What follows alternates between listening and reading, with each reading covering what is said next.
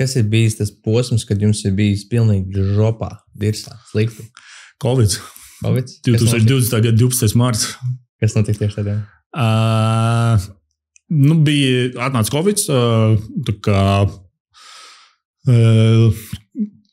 lai viņi tur ietērps, teiksim tā, bija viens no rādītājiem, ko mēs skatāmies, ir cik tiek investēts dienā kopā apjoms. Okay.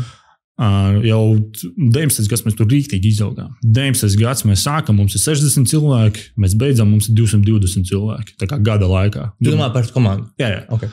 Un mums ir baigi apjoma auga, visu mēs tur visu sabūvējuši. Un tad viens no tiem rādītājiem bija, cik sainvestē mums, ko mēs tā kā biznesa rādītājiem, tas bija apmēram 10 miljonu dienā. 10 miljonu eiro tika investēt katru dienu.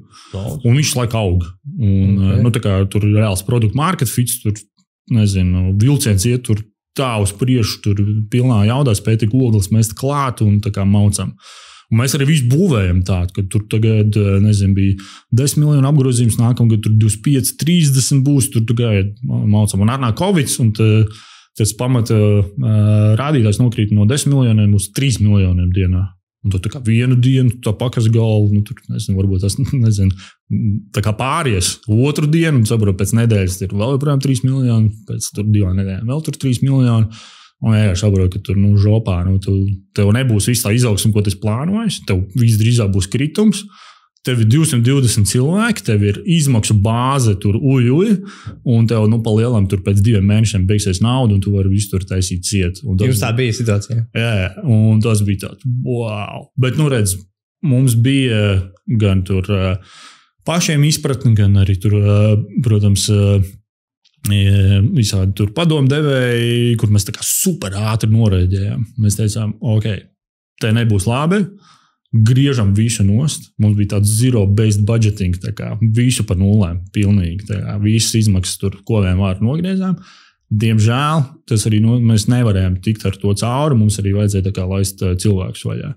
Tas bija īstenībā rīktīgi tāds emocionāls. Es kopumā teiktu, ka es neesmu tāds baigi emocionāls gan uz augšu, gan uz leju. Tā kā normāli, bet, ko mēs teiktu, tāds stabili. Bet tajā brīdī man bija tāds, viss tur lējā. Jo palielam mēs nonācām pie tā, ka no 220 cilvēkiem mums vienkārši 50 vajadzēja atlaist vienā dienā. Vienā dienā? Jā. Un tas bija tāds, ka, un vienos te 50 ir tādi, kuriem pirms mēneša es tur teicu, veicīt, vai tur meiteni tur nāc, tur viss būs super, tur šaujamies gaisā, un tad pēc tam viņi jau tur pametuši savu darbu, mums viņi jāatlaiž, darbu viņi tur šeit nevarēs atrast, tur, tāds ļoti tāds emocionāli grūts. Kāds ir tavs padoms kādam, kuram iespējams varbūt tieši to pašu vajag tagad izdarīt? Ko tu viņam ieteiktu? Darīt ātri un sāpīgi. Tā kā neko, no tā tu neizbēgs. Tā kā to, ko mēs... Kā tu izlēmi, kurus atlaist? Es domāju par to. Mums nebija daudz laika. Mums bija palielam mēs ar otru. Mēs esam 2 Mārtiņi, kas ir tā kā co-founderi. Mēs ar viņu palielam apsēdāmies. Tur bija viss izmaksas jau nogriezts, paņēmām visu darbinieku sarakstu. Tā, šitas tur vajadzīgs, nevajadzīgs. Tur piezvanījām kādam, paprasījām. Tur, nezinu, tev komandā 8 cilvēki, tur, diemžēl, tev no 3 tur jāšķirās, kuriem tu tur šķiries. Un tas tā kā tur dienas laikā notika.